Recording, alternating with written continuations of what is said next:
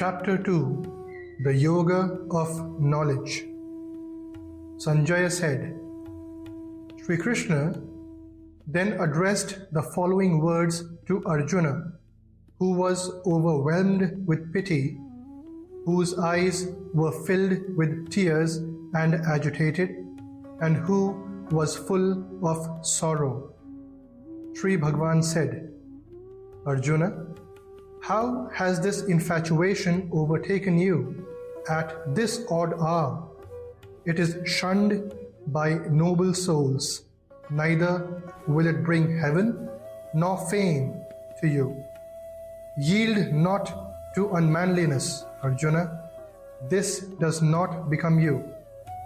Shaking off this base faint-heartedness, stand up, O scorcher of enemies. Arjuna said, How, Krishna, shall I fight Bhishma and Drona with arrows on the battlefield?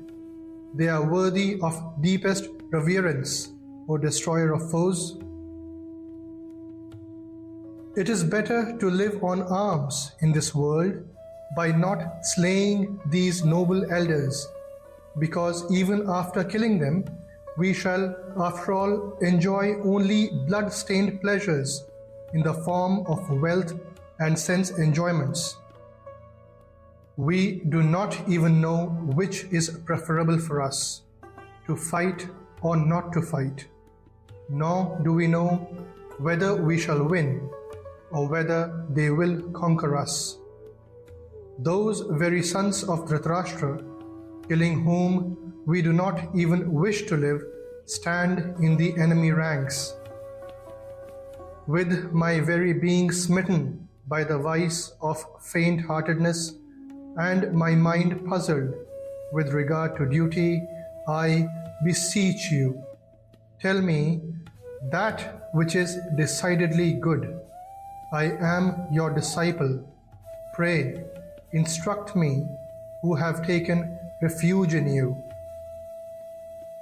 For even on obtaining undisputed sovereignty and an affluent kingdom on this earth and lordship over the gods, I do not see any means that can drive away the grief which is drying up my senses. Sanjaya said, O king, having thus spoken to Sri Krishna, Arjuna again said to him, I will not fight, and became silent. Then, O Dhritarashtra, Sri Krishna, as if smiling, addressed the following words to Arjuna, sorrowing in the midst of the two armies. Sri Bhagwan said, Arjuna, you grieve over those who should not be grieved for, and yet speak like the learned. Wise men do not sorrow over the dead or the living. In fact, there was never a time when I was not, or when you or these kings were not, nor is it a fact that hereafter we shall all cease to be. Just as boyhood, youth, and old age are attributed to the soul through this body, even so it attains another body. The wise man does not get deluded about this. O son of Kunti, the contacts between the senses and their objects, which give rise to the feelings of heat and cold, pleasure and pain, etc., are transitory and fleeting. Therefore, Arjuna, endure them. Arjuna, the wise man to whom pain and pleasure are alike, and who is not tormented by these contacts, becomes eligible for immortality. The unreal has no existence, and the real never ceases to be. The reality of both has thus been perceived by the seers of truth.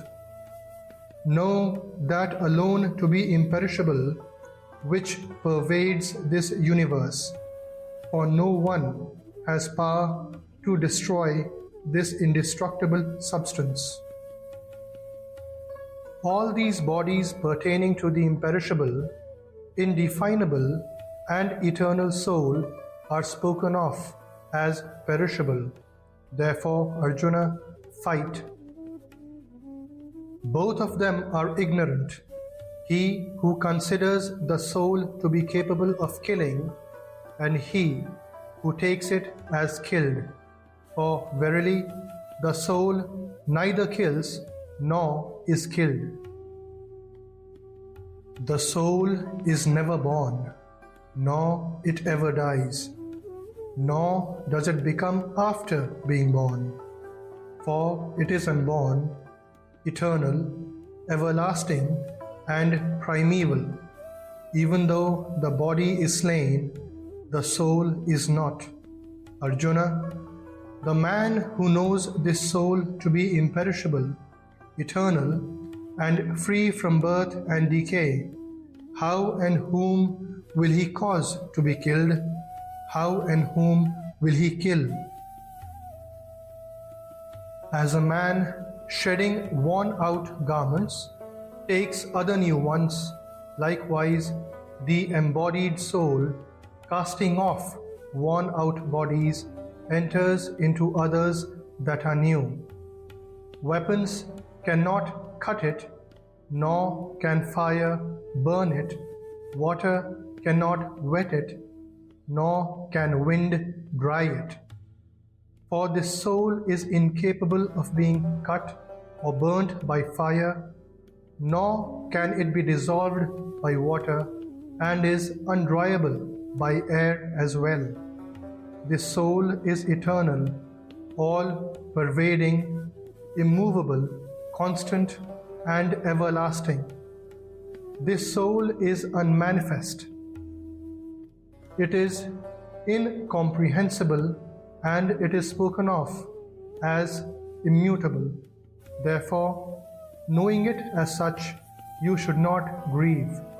And Arjuna, if you should suppose this soul to be subject to constant birth and death, even then you should not grieve like this. For in that case, death is certain for the born, and rebirth is inevitable for the dead. You should not, therefore, grieve over the inevitable. Arjuna, before birth, beings are not manifest to our human senses. On death, they return to the unmanifest again.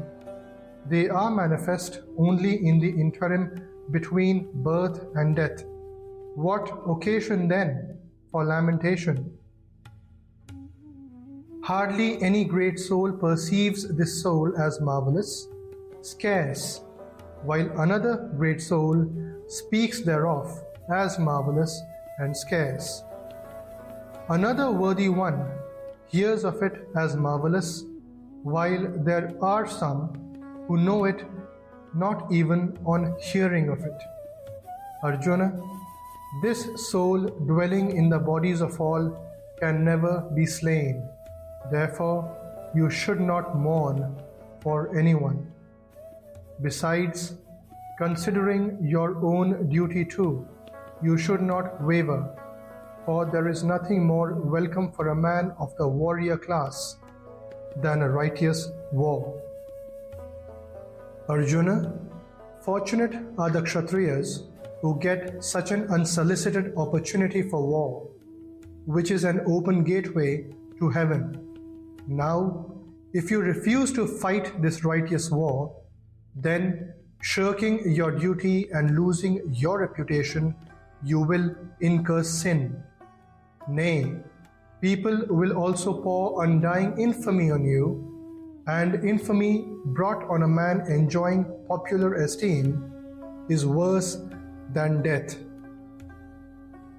And the warrior chiefs who thought highly of you will now despise you, thinking that it was fear which drove you away from battle. And your enemies, disparaging your might, will speak many unbecoming words. What can be more distressing than this?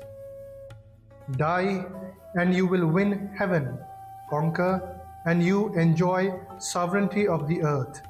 Therefore, stand up, Arjuna, determined to fight. Treating alike victory and defeat, gain and loss, pleasure and pain, get ready for the battle. Fighting thus, you will not incur sin. Arjuna, this attitude of mind has been presented to you from the point of view of Jnana Yoga. Now, hear the same as presented from the standpoint of Karma Yoga, the yoga of selfless action.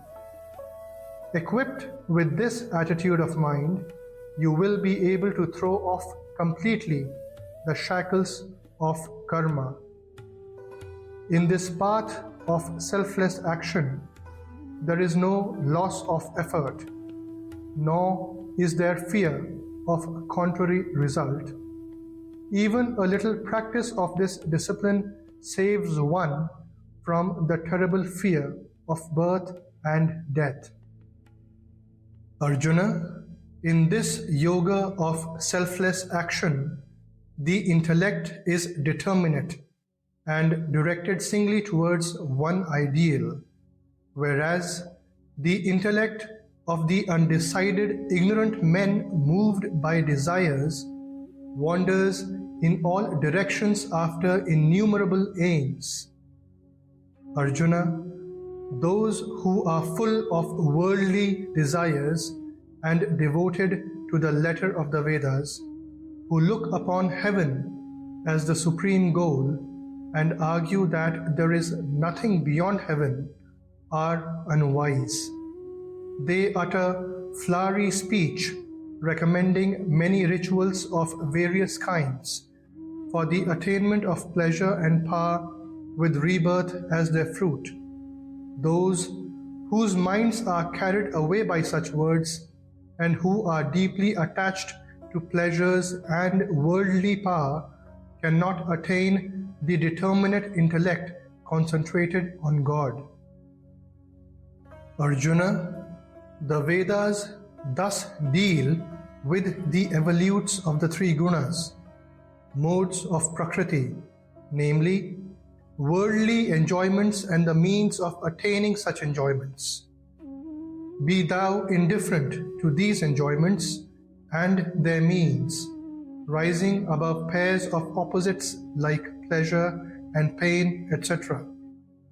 Established in the eternal existence, God, absolutely unconcerned about the fulfillment of wants and the preservation of what has already been attained, you be self-controlled.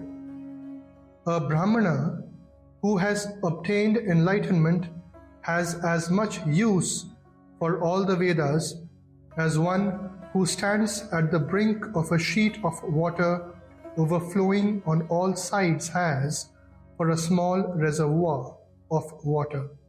Your right is to work only and never to the fruit thereof. Do not consider yourself to be the cause of the fruit of action, nor let your attachment be to inaction. Arjuna, perform your duties established in yoga, renouncing attachment, and be even-minded in success and failure. Evenness of mind is called yoga. Action with a selfish motive is far inferior to this yoga in the form of equanimity.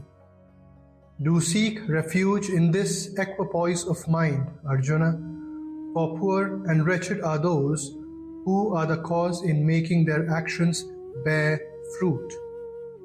Endowed with equanimity, one sheds in this life both good and evil. Therefore, strive for the practice of this yoga of equanimity. Skill in action lies in the practice of this yoga. For wise men possessing equipoised mind, renouncing the fruits of actions and freed from the shackles of birth, attain the blissful supreme state. When your mind will have fully crossed the mire of delusion, you will then grow indifferent to the enjoyments of this world and the next that have been heard of, as well as to those that are yet to be heard of. When your intellect, confused by hearing conflicting statements, will rest steady and undistracted in meditation on God, you will then attain yoga, or everlasting union with God. Arjuna said, Krishna, what are the characteristics of a God-realized soul, stable of mind and established in samadhi, or perfect tranquility of mind? How does the man of stable mind speak? How does he sit? How does he walk? Sri Bhagwan said, Arjuna, when one thoroughly casts off all cravings of the mind and is satisfied in the self through the joy of the self, he is then called stable of mind. The sage, whose mind remains unperturbed amid sorrows, whose thirst for pleasures has altogether disappeared, and who is free from passion, fear and anger, is called of stable mind. He who is unattached to everything and meeting with good and evil neither rejoices nor recoils, his mind is stable. When, like a tortoise that draws in its limbs from all directions, he withdraws all his senses from the sense objects, his mind becomes steady. Sense objects turn away from him, who does not enjoy them with his senses, but the taste for them persists. This relish also disappears in the case of the man of stable mind when he realizes the Supreme. Turbulent by nature, the senses not free from attachment even of a wise man who is practicing self-control, forcibly carry away his mind, Arjuna. Therefore, having controlled all the senses and concentrating his mind, he should sit for meditation, devoting himself, heart and soul, to me. For he whose senses are under his control is known to have a stable mind. The man dwelling on sense objects develops attachment for them. From attachment springs up desire, and from desire ensues anger. From anger arises delusion. From delusion, confusion of memory. From confusion of memory, loss of reason. And from loss of reason, one goes to complete ruin. But the self-controlled sadhak, while enjoying the various sense objects through his senses, which are disciplined and free from likes and dislikes, attains placidity of mind. With the attainment of such placidity of mind, all his sorrows come to an end, and the intellect of such a person of tranquil mind, soon withdrawing itself from all sides, becomes firmly established in God. He who has not controlled his mind and senses can have no determinate intellect nor contemplation. Without contemplation, he can have no peace, and how can there be happiness for one lacking peace of mind? As the wind carries away a boat upon the waters, even so, of the senses moving among sense objects, the one to which the mind is attached takes away his discrimination. Therefore, Arjuna, he whose senses are completely restrained from their objects is said to have a stable mind. That which is night to all beings, in that state of divine knowledge and supreme bliss, the God-realized yogi keeps awake, and that the ever-changing, transient, worldly happiness in which all beings keep awake is night to the seer. As the waters of different rivers enter the ocean, which, though full on all sides, remains undisturbed, likewise, he in whom all enjoyments merge themselves without causing disturbance attains peace, not he who hankers after such enjoyments. He who has given up all desires and moves free from attachment, egoism, and thirst for enjoyment attains peace. Arjuna, such is the state of the God-realized soul. Having reached this state, he overcomes delusion, and established in this state, even at the last moment, he attains Brahmic bliss. Thus, in the Upanishad sung by the Lord, the science of Brahma, the scripture of Yoga, the dialogue between Sri Krishna and Arjuna, ends the second chapter entitled Sankhya Yoga, or the Yoga of Knowledge.